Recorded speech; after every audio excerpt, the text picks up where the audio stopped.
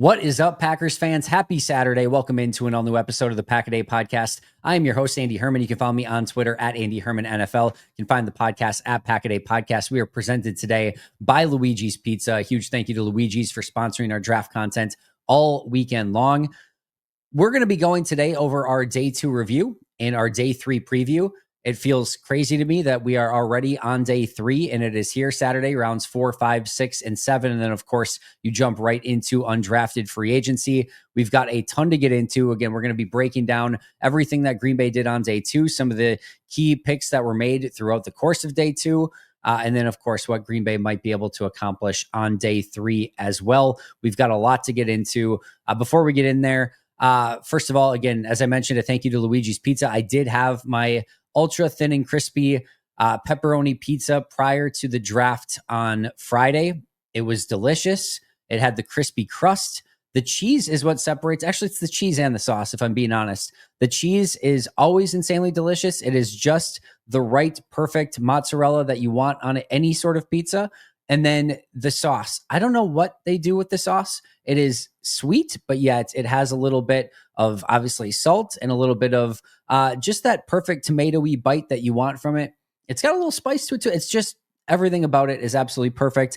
Pepperonis are great. All of their toppings are incredible. Whatever kind of pizza you want, whether it is the self-rising dough, the fresh dough pizza, or whether it is the ultra thin and crispy, I recommend all of the Luiges pizzas. Make sure to check them out. You can get them at Festival Foods, Woodman's Markets, and of course, all around the state of Wisconsin and surrounding states. So make sure to get yourself a Luiges pizza when you can. Shout out to our brand new Pack-A-Day Podcast YouTube members, Tony G, Andrew Schwartz, Solar Miner, Kyle Sensabaugh, Purple Pill, Douglas Enquist, Sean O'Brien, Caleb Offord, Tyler Straber, BJ Ray, PJB, Wisco Mo, Freddie Gingrich, ADEBZB, Keely Kuru, and Gold Assassin 02. Thank you guys so much for signing up for those memberships. I appreciate you guys a ton. Also, if you have the opportunity, hit that like button, subscribe if you can. Those things help the channel a ton. And if you haven't checked out those memberships, of course, make sure to do that as well. One other thing, today I'm going to be doing a live Q&A, Titletown Brewery in Green Bay. That's going to be going on from 6 p.m. to 8 p.m., 2-hour live Q&A, answering any questions that you guys have. We'll do a little bit of a meet and greet at the end as well. So really looking forward to that. If you can get out there, would love to see you guys, meet you in person, and just thank you in person for all the support. But hoping to see all of you guys, Titletown Brewery, 6 p.m. to 8 p.m. tonight on Saturday following the draft and recapping everything that happened on day 3 and the draft, of course, in its entirety as well.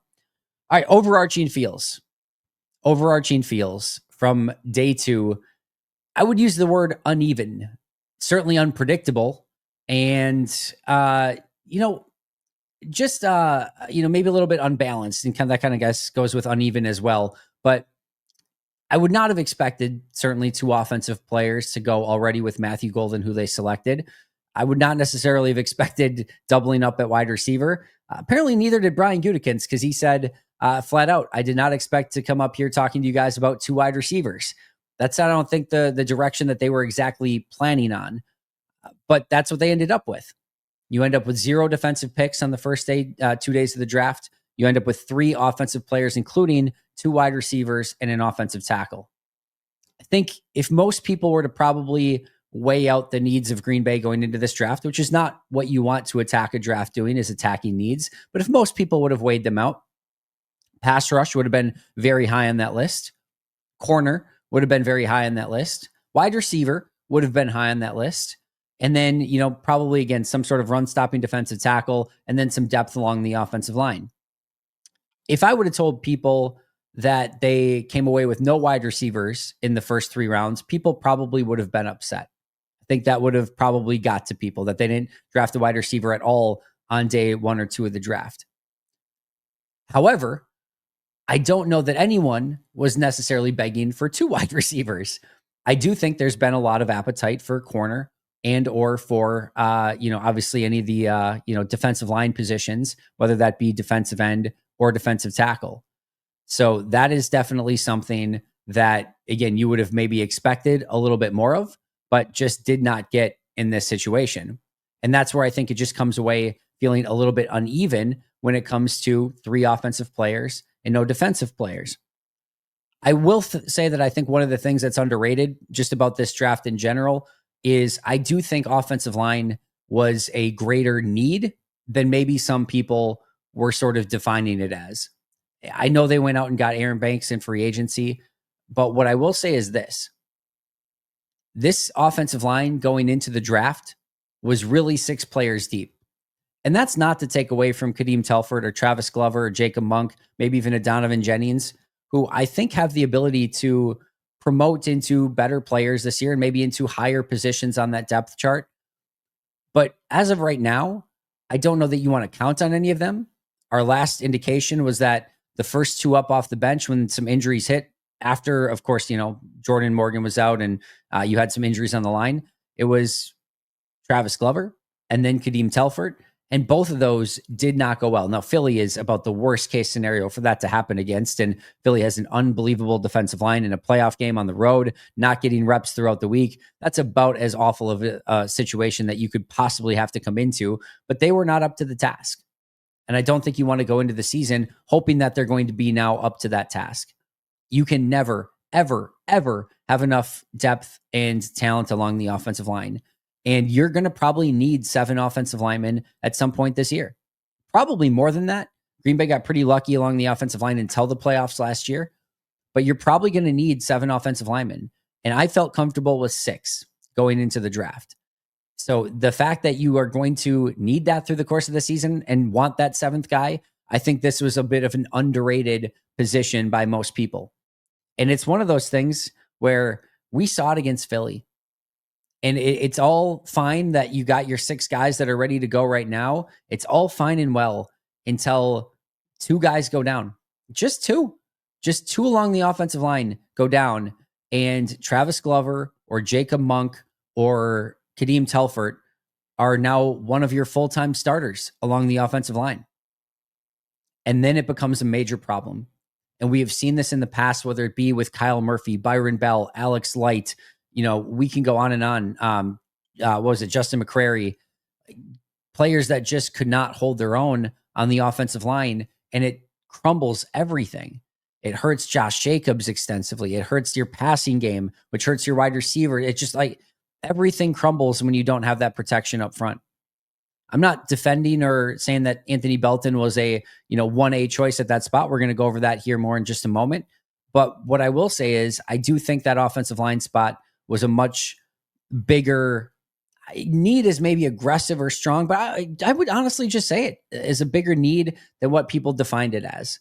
I have no issue with Green Bay going offensive line on day 2 at any point, whether it be round 2 or round 3, and you can never have enough of those guys. So I'll just say that first and foremost, but definitely don't think that Green Bay was expecting 3 offensive players. Don't think that they were expecting 2 wide receivers doubling up. I said flat out, one of the things I felt maybe most confident in with those first 3 picks is that they would not double up at one position. Well, they did, and it would have been at a position I really didn't think they were going to do it at in that wide receiver. But they did. They trusted their board.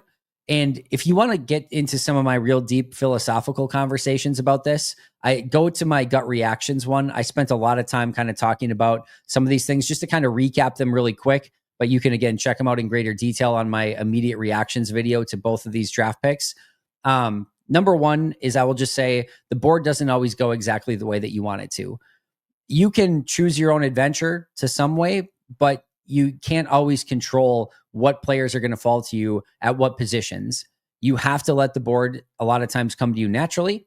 Especially if you can't get up or if you can't move down, you just have to let it come to you, and you have to take what is the best player available on your board and trust your process.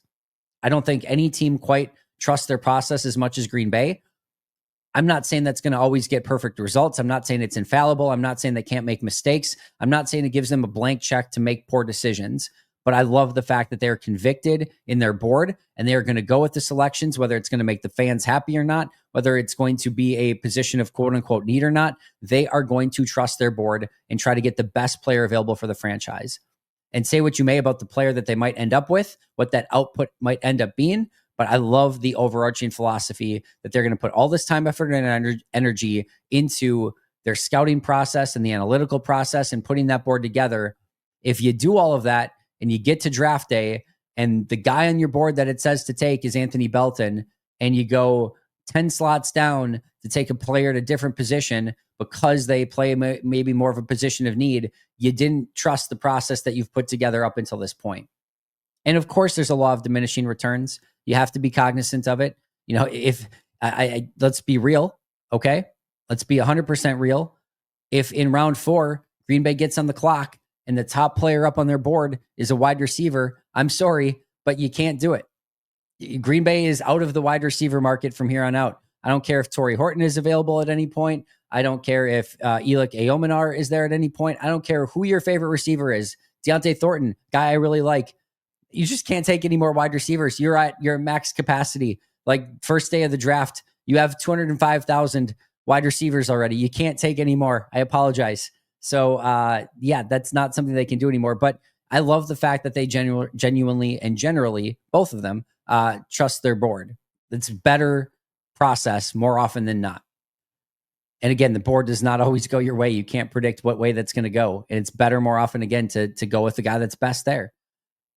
Then that kind of goes with number 2 is, again, trust your board, trust your process. I like that overarching philosophy.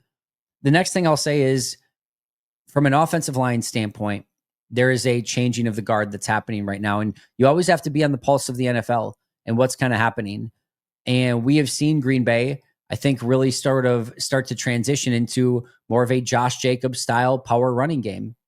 And a style that fits. I'm not saying like actual power, meaning that's the sort of blocking scheme they're using, but like literally using Josh Jacobs as their power back and going with a more physical offensive attack. And we saw that transition in real time last year. But one of the things that they didn't have was the people movers up front. Hello, Anthony Belton. Hello, Aaron Banks. They're going to move some people. They really want to move some people. And I think that's going to help the red zone. I think that's going to help your short yardage. That's going to help your running game. And I think that's going to really be a potential impact for this team. So I like the fact that they're maybe making this transition to more mauling run game, type of players that are going to help in the red zone, short yardage, etc. I think they've needed some guys like this. I've talked about it so many times in the past. They need a few more ass kickers. They got an ass kicker in Anthony Belton, and I'm excited about that. And I think they're keeping, again, their pulse on where the league is going right now. You better be able to run the ball down some people's throats. And Anthony Belton, whether now or in the future, projects as somebody that's going to be able to help you do that. And then the last one is just from a receiving standpoint or from an offensive standpoint, you are in a world right now where teams are definitely trying to stop the run, and they're definitely trying to make sure that you do not get big plays over the top. And what happens is you've got this shell, basically, that, you've got your strong guys up front stopping the run, your safeties crashing down. Everyone's good at setting the edge. Everyone's, good at holding up their gaps. And then you've got a lot of 2 safety stuff, again, making sure that players are not getting deep down the field. And what happens? It's a lot of underneath. It's a lot of checkdowns. It's a lot of little crossers, and it's a lot of gadgety plays, and it's a lot of little bubble screens. And you better have players who can take little checkdowns and all those plays I just mentioned and get run after the catch and run violent and get extra yardage. And what you get with Savon Williams is somebody that is going to fit that. You now have the ability to throw a lot of players out on the field, whether it be Josh Jacobs or Tucker Kraft, Jaden Reed, Savon Williams, whomever it might be, right? That have the ability to break tackles, run through things, and make big plays happen with the ball in their hands. That's something that Savon Williams is very good at.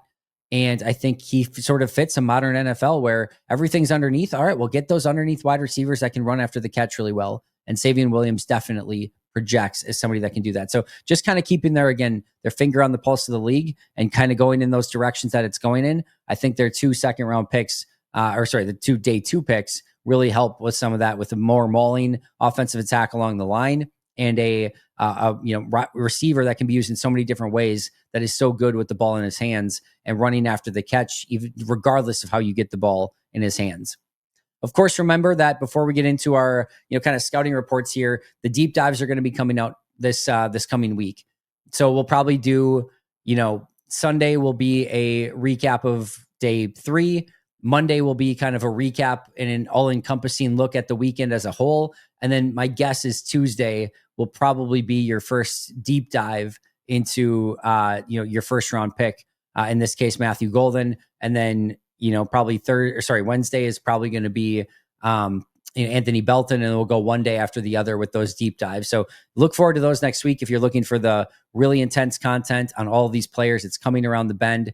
This is going to take me these next few days, and each day leading up to it, going through the tape in insane detail. If you have not stuck around for the deep dives before in the previous drafts, they are intense. I'm not going to leave any stone left unturned. And we're going to go through everything that you need to know. And I'm going to watch a crap ton of tape at that, as much film as I can basically get my hands on for these players over the course of these next couple weeks. So that's coming down the road.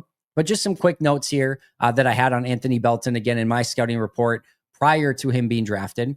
6'6", 336, 7.72 relative athletic score, only 20 on the bench, which was his low, sort of his worst testing, which is a little bit interesting.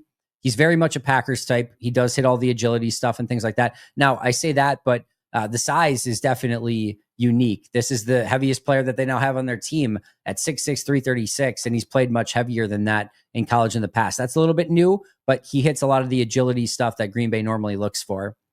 He was 97th on the consensus big board. Remember, he got taken 54th overall. Dane Brugler had him 94th on his board.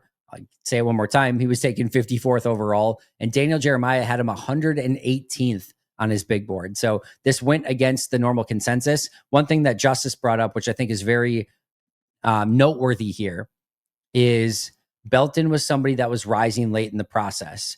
And usually I don't buy the stock is getting hot for a player, because I agree when people say there's no stock for the players. It's more that the people in the media and the at-home scouts, if you will are catching up to what's actually the NFL is known for, for the most part, some months now. But when you see somebody like Anthony Belton go on 18 visits, on 18 top 30 visits, before, the draft and during the top 30 visit period, that usually believes or makes you believe that there are some, maybe coaches or GMs that are very interested and maybe got a little bit more keen to him late in the process. And how sometimes if you've been in a fantasy football league or a fantasy baseball league where you really wanted a player, or you liked a player and you thought you were maybe going to be able to get him later, and then all of a sudden there's maybe this buzz of I wonder if he he might like that player too. And then he might like that player. And all of a sudden it's man, I went into things thinking I was going to get this player in the 5th or 6th round of my fantasy draft. And all of a sudden I feel like if I want to get him, I have to take him round 2, or there's a bunch of buzz around a player. So I'm going to maybe take him a little bit earlier. And there's always the person that takes him a little bit before, everyone else thinking yeah, we really like this guy as a 4th rounder. Or a 3rd round or whatever it might be. And there's always that one person that takes him, a whole round earlier than you were expecting. You're like, what? That was a guy I really liked, but you just took him there. It almost feels a little bit like that with Green Bay, with Anthony Belton. There's a lot of this buzz building up. He goes on 18 team visits, and Green Bay's like, well, we like this guy. We had him in for a visit. We thought we were going to get him later, but now all these offensive linemen are going, it's round 2. We'll take him round 2. It felt maybe, but what I'll add on top of that is every offensive lineman, for the most part, right, really moved up a step. Guys like Calvin Banks in the 1st round, we thought maybe we were going to go mid to late first, go in the top 10. And we saw all of these offensive linemen really get bumped up about a half of a round, maybe where you were expecting. Now, I'm not saying, from 118 on Daniel Jeremiah's board to 54 or 97th on the consensus big board to 54. But just remember, there is no real consensus big board. These are all in the eye of the beholder. And Green Bay clearly had Anthony Belton a little bit higher than everyone else did. And it's possible, right? Remember, everyone's starting to catch on to Anthony Belton a little bit later in the process, even maybe from the NFL standpoint. It's possible that in a month from now, if, everyone in the scouting community, not in the NFL had more time to catch up to it, maybe they would have ended in the same similar spot that he was probably a top 60 guy. I do really like a lot of the things on his film, but interesting kind of consensus grades there. Had a 69.1 grade on 802 snaps per PFF, 68.6 the year before that, and 67.7 the year before that. So a remarkably consistent player at left tackle these past 3 years for NC State. The fit, I think, is a tackle guard. Potential future starting guard is, I think, what you're looking at, but he'll compete. They'll get their best 5 guys on the field, and we'll see what this means for the offensive line. We'll talk about that in a little bit. My notes again prior to the draft, this was weeks ago. Strong hands, great demeanor. You're going to love the way this guy plays football. He is nasty. He is physical. He plays through the whistle. He looks for work. He's got great size, tested well in everything except the bench press. Again, plays through the whistle. Does get caught lunging and gets caught off balance. That's something he has to be a little bit more under control. And especially in the run game, he gets caught moving forward, and it just can be a bit of an issue at his size after that. Playing too high at 6'6" also becomes an issue, just kind of exposing himself a little bit too much, getting his chest out there. And then again, defensive lineman, smart defensive lineman, good defensive lineman can kind of control him a little bit more. Doesn't have great balance and will end up on the ground or out of position far too often. And then has the potential to be an impact run blocker, which does get you very excited. 32 starts at left tackle. Definitely a dancing bear at the position. Great footwork, great agility, but massive size. Was ejected for spitting on a Clemson player during a game per Dane Brugler in his draft guide. That's a wonderful thing that you love to see. Has had some penalty issues. And then what you really love is that he's got some physicality and some mauling ability, a little bit of a different flavor of an offensive lineman than maybe they have. And again, it seems like they're going in a different direction here with Anthony Belton and with Aaron Banks as their 2 additions this offseason along the offensive line. They're 2 heaviest players on the entirety of the Packers roster right now. My final thought on him, again, this was written weeks ago, a likely swing tackle who has the ability to develop into a starter with some technique work. So swing tackle to start off with, left tackle, right tackle, put him where you need to. And then as time goes on, keep developing your craft, and he probably becomes a starter down the road. Now, whether he ends up at tackle or guard remains to be seen. Those are things that can kind of play out over time. He was announced as a tackle. Goody said he can play tackle or guard. He also said that Jordan Morgan will continue to be utilized at left tackle. So that's my guess is where Morgan stays for now. And it wouldn't surprise me if at some point we started to see Anthony Belton get moved into right guard. For Dane Brugler, this was his breakdown. Because of his size, you won't need to know his jersey number to spot him on film. He received the nickname Escalade inside the NC State program because of the way he can move at his best in inside zone runs. He can get in the way of a blocker and control rushers if his hands are right, a big if. Overall, Belton uses his size and length to keep the game on his terms, staying centered and forcing defenders to try to go through him. When he is unable to do that, his body control and footwork break down quickly, which needs to be further addressed by NFL coaching. With improved consistency, he has the tools to get on the field and contribute. Lance Zierlein said, Belton is an enormous tackle with good power and long arms. He can bulldoze the roads clean for running backs, but needs to play with better hand placement to sustain his early lead. Belton has the length to shove rushers up and around the pocket, but his punch timing is inconsistent, and he lacks the body control to consistently respond to inside counters. If a team can steady his feet and improve his hand placement, he could become a solid starter at right tackle, but he will need some help from time to time. His fit with Green Bay is depth right now, and it would not surprise me if Rasheed Walker gets competition from Jordan Morgan, and if Sean Ryan gets some competition here from Anthony Belton. That would make the most sense to me, and I'm sure they're going to get their best 5 guys out there and have a lot of competition. And then I know there's a lot of question marks about Jordan Morgan and what this means for him. What I would say about Jordan Morgan is this has zero onus, zero impact, zero, sort of correlation, zero commentary on anything about Jordan Morgan. There's no connection here whatsoever. I saw some people say, well, now they drafted this guy in the second round, Jordan Morgan's a bust. I've never quite seen people jump to the bust conclusion so much for a player that the only real reason that you're saying that is because he got hurt. He was injured. He was going to be the starting guard last year. He was just going to. And then he played about 300 snaps, and they were not the most exciting, exhilarating 300 snaps that you would ever see, but he hung. He was fine. And I'll say it again, Dan Moore got $20 million this past offseason, different position, left tackle, and Morgan was mostly at guard this past year, but Dan Moore got $20 million for playing fine. Fine got him $20 million. Morgan looked fine. And I think that was in his first reps at a new position, by the way, playing guard, something he was not familiar with. He looked completely like he was going to hold his own. There's no bust here yet. And I don't see it, actually. I think he's just going to be a starting offensive lineman, whether it's this year or next year. It's going to happen. And in the meantime, he's great depth. He's probably going to get quite a few snaps this year, either as a rotational player, a starter, or at worst, there's probably going to be injuries and he's going to be the first guy up. He's going to play a lot. I don't understand that quite yet. But no, this pick has zero anything to do with anything with Jordan Morgan. Just gives you more depth at the position. That's my my overarching take here on everything that has to do with Anthony Belton. Let's get over to their third round pick, which was a very fun one in Savon Williams. A lot to discuss with Savon Williams. All right, so 6'4", 222, no relative athletic score, but was 94th percentile in height, 96th percentile in weight, ran a 4.48 40, which was in the 81st percentile. Definitely feels like a Packers type. And Brian Gutekunst said he is a very great fit within Matt LaFleur's offense. He was consensus 96th on the big board. Brugler did not have him in the top 100. Daniel Jeremiah had him at 123. He had a 78.9 grade on 525 snaps, including a 90.5 rushing grade. Had a 72.9 grade the year before that, 58.8 the year before that, and 60.8 the year before that, always at TCU. His fit within Green Bay, gadget-style wide receiver, and what I would say is a complete and utter wild card. There is some of the most incredible stuff with Savon Williams in every direction imaginable. What I mean by that is you will watch him play and he will make ridiculously unbelievable catches. He will make athletic catches up in the air, going up and making things just look like, again, like he's one of the greatest receivers in football.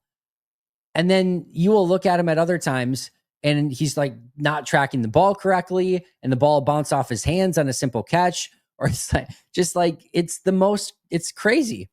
And again, this is not like what you're going to get all the time, but as an evaluator, as you're looking at this, you get some of the most wild stuff all over. He's going to give you like an A or like a D, or maybe like a B plus or a D minus on almost any play. I don't know if it's an A or an F, but it's like a B plus or a D minus, and you're just not sure which one you're going to get. He is a wild card. Like I said, sometimes looking like one of the best players in college football, and other times being like, is this a real legitimate, third round pick here? It's remarkable. Just a wild card and something you're not exactly sure what you're maybe going to get on a play-to-play basis. But he's going to definitely bring something new to this team, and that's what certainly gives me some excitement. There's no Savon Williams currently on this roster. It's a new flavor of wide receiver, which I am always here for. I do think he has the ability to be a gadget wide receiver. Played some Wildcat quarterback. Fantastic ability to break tackles, and overall his run after catch ability is really impressive. He's got bizarro hands. He'll make the most ridiculous catches you'll possibly see and then drop the most easy catches you'd possibly see. Again, wild card. Height, weight, speed guy. Get the ball in his hands and just let him cook. Doesn't have to be just a gadget guy. I do think he can project to be a true legitimate outside wide receiver as well. I don't think he's a natural at wide receiver. I think he's got better, but I don't think he's quite a natural just like hands catcher, tracker of the ball. You see that he's got all of these traits, but it just is, a little bit of a work in progress, if nothing else. He can go up and get the ball. Tracking the ball needs a lot of work. I would have liked to have seen him play a little bit more on special teams, but I do think he can be a shorter intermediate player that you get the ball in his hands, whether it be via checkdowns, crossers, end arounds, reverses, out of the backfield. You can do so much stuff with him. And just get the ball in his hands and let him work, because that is where he is at his best. Dane Brugler said he split his 2024 snaps between wide receiver, always on the left side, and the backfield, 84 snaps, as either a running back or Wildcat quarterback, with just 23 targets of more than 10 yards, resulting in 9 catches. He was basically an extension of the run game on screens and slants. He also averaged 8 carries per game over the final 6 contests of 2024. A big, physical, imposing athlete, Williams has some freaky traits that will tease playmaking flashes. Very fitting that he grew up idolizing Kelvin Johnson. He can play above the rim and has a knack for pulling in contested catches, but he needs to show better confidence in his hands and improve the details of his routes. Overall, TCU leaned into Williams' unique athletic profile in 2024, and the manufactured touches showcased his ability to create with the ball. However, the move came out of necessity because of Williams' inconsistencies as a traditional receiver. He projects more as a joker weapon and needs a creative caller who can utilize him in different ways, similar to Cordero Patterson. Lance Zierlein says a developmental wideout who offers an alluring blend of physical gifts and untapped potential. Williams is big, strong, and fast, but very raw as a route runner and is unreliable with his hands. His production is uneven as a traditional wideout, but he adds a dynamic kick to the offense as a gadget runner and as a catch and run option underneath. He excels on power sweeps and is willful enough for consideration on short yardage and goal line carries on direct snaps.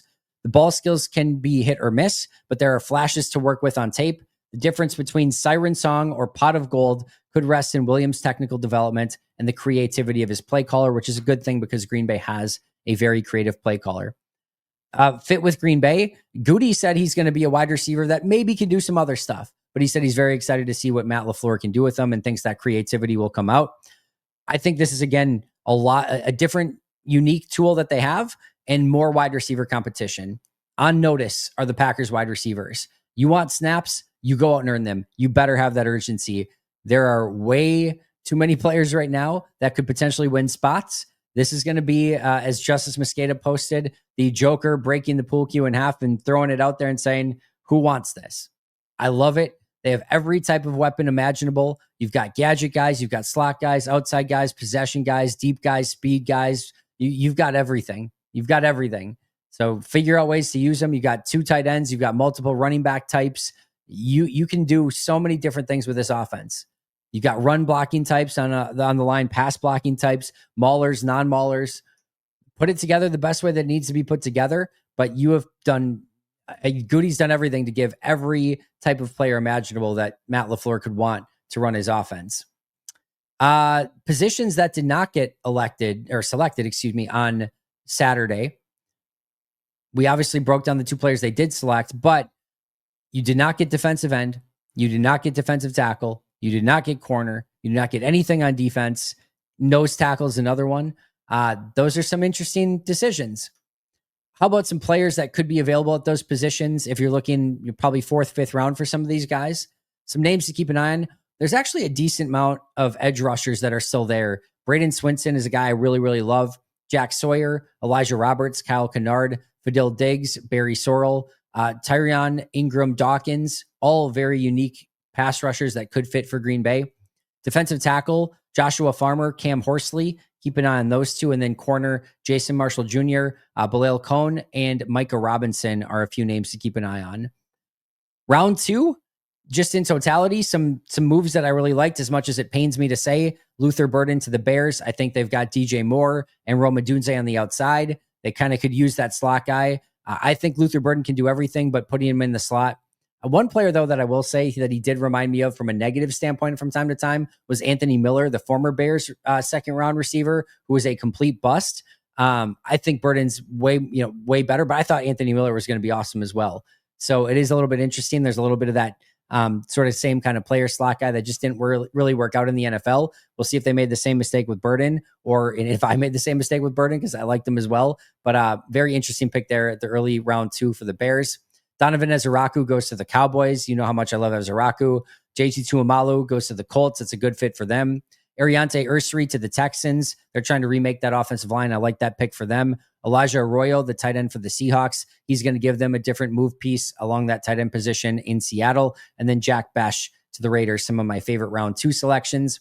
Round 3, probably the move that I disliked the most throughout the course of the day was the Lions giving up multiple 3rd-round picks to go get Isaac Tesla. That was very over-aggressive, but I love that the Lions were the team to do it, but that did not like that pick just with the move up in and of itself. Some moves I did like in round 3, Jalen Noel to the Texans, Kevin Winston Jr., the safety, to the Titans, and Caleb Rogers, the offensive lineman, to the Raiders. Some NFC North recaps here so far. The Bears have received or picked so far Colston Loveland, Luther Burden III, Ozzie Trapilo, and Shamar Turner. So they go a little bit fun early on in Loveland and Burden, 2 receiving options for Caleb Williams. Makes sense. They did a lot of time on the trenches in free agency, so they get to kind of go out and have a little bit of fun in the draft, getting a tight end and a receiver. And then they go back to the trenches. Trapilo has the opportunity to start at tackle, and Shamar Turner is going to be part of their rotation on the interior of that defensive line. The Vikings took Donovan Jackson day 1, only Ty Felton at the end of day 2. Interesting selection there. He was a player Green Bay had in for a top 30 visit. He also makes some sense for Minnesota. You've got Addison and Jefferson who can play on the outside. Felton a little bit more of a slot guy and I think can play a little bit of everywhere, but he could make some sense for them. The Lions took Tyleik Williams on Thursday. They took Tate Rutledge and Isaac Tesla on Friday. We talked about Tesla. Rutledge is a really fun player. He looks the part of a very impressive offensive lineman with his aesthetic, but he is a Detroit Lions type of player through and through, is likely going to start at right guard sooner rather than later. And then, of course, your Green Bay Packers, Matthew Golden, Anthony Belton, and Savion Williams, their hauls so far. A couple final thoughts here. Shedeur Sanders still on the board. You start getting to that point of, would Green Bay consider him? I think the answer is no here. In a vacuum, totally cool with it. If you're just taking Shedeur Sanders and you can have him be your number 3 this year behind Willis and Love, Willis probably walks next offseason. You can move Shedeur into that backup role. Great.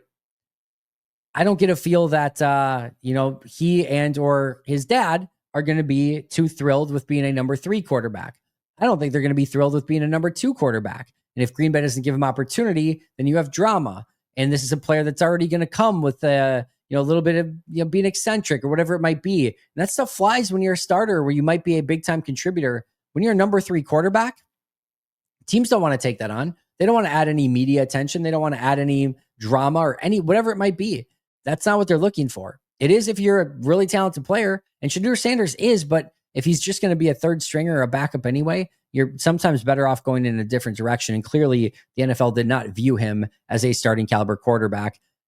Listen, if you did it, I wouldn't be upset with it on day 3 of the draft to get Shedeur Sanders, and hopefully he would be open to it and then backing up Jordan starting next year. I'm totally fine with that. I don't see it happening. And again, unfortunately, we do not live in a vacuum. And then, Jair Alexander's the other one. They didn't grab any corners. So Jair's gone. Put him out of your mind, out of sight, out of mind. If he comes back, I will eat my words, and I will gladly say that I was wrong. Just don't see it. I really, really, really don't see it. And I can't imagine a way at this point that he comes back. But if crazier things happened, yes. But I would recommend still putting him out of mind at this point in time. Overall, like I said, day 2, a little bit unbalanced, all offense, no defense in the first 3 rounds of this draft for Green Bay. I like the picks. I think there was maybe some different ways that it could have gone where maybe it is a little bit more balanced and you feel a little bit better about things. But again, I love the fact that Goody's convicted. I do love the power and intensity that Belton plays with. And then, what you end up getting out of Savon Williams, that's going to be a really interesting aspect. I think you're going to get a player that can help you and just a different flavor of wide receiver than you have. So I like these picks a lot more than people have. I get the frustration maybe with the positions that you got, but these are 2 players and obviously I love Golden the other day. These are 2 players that I like, I think, a little bit more than what the consensus is out there on. Day 3 and kind of looking ahead, this is going to be a lot of defense. Buckle in for a lot of defense, multiple corners and nose tackle, probably some sort of pass rusher as well. They're going to have to kind of make up for the fact that they have not been able to attack defense at all in rounds 1, 2, or 3 of this draft. All right, shout out to Habish and Rotier. Serious injuries need serious representation, and that's exactly what you get with Habish and Rotier. They've recovered millions for clients across the state of Wisconsin because to them, getting you the compensation you deserve is not just a game, it's a commitment. When you call Habish, you're going to talk to a lawyer directly. Their number is 800-242-2874 or 800-2HABISH. You can find them online at habish.com. Habish and Rotier, national reputation, hometown service. Shout out to our All-Pro and Hall of Fame members, Most Hated Minnesotan, PJ Wynn, John Wild, Brandon Paletta, Boom Handle, Donald Lee, Lori Lord, Baby QB, David McCluskey, Donald Decker, Alex Huang, Peter Rataka, Jay Zimmerman, B. Brown, Puerto Rican Packer, Dan Guessford, Dylan Patscott, Bobby Santoro, SoCal Pack, Chris Rager, Izzy Roberts, Ian Ewing, Razul Douglas Time, Jake Koner, Carlo Delgado, Willie Winklesinkel, Jen Wright, Ian Hewell, and Matt Geiger. Again, I'll be back for the draft party, 10:30 a.m. on Saturday morning. Live Q&A at Titletown Brewery at 6 o'clock p.m. Hope to see you guys there. Lots of stuff coming up this week. Make sure to subscribe, get those alerts. I appreciate you so freaking much. I'll see you all very, very soon. But until next time, and as always, go Pack Go.